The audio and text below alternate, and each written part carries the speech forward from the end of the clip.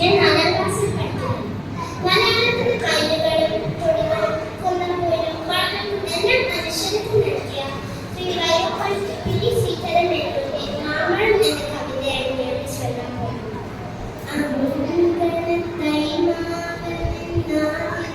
പഴം വീഴ്ത്തി അമ്മ തൻ നേതൃത്വത്തിൽ ചുടുകണ്ണീർ 4 മാസത്തിൽ കൊതിച്ചിട്ട് ഈ ഭാഗമാകുന്ന പൂവെ കുഞ്ഞിക്കണ്ണിരിയവേ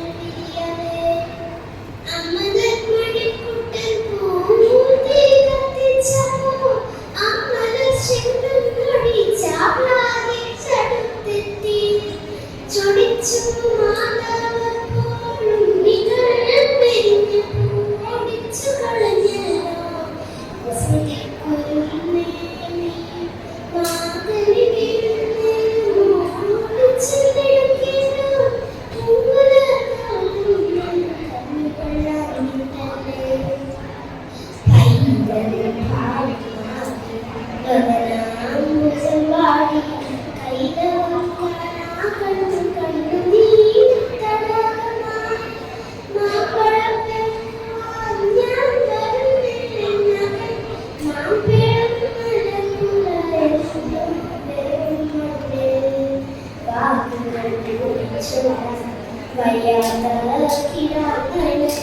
ദീർഘദർശനം ചെയ്യും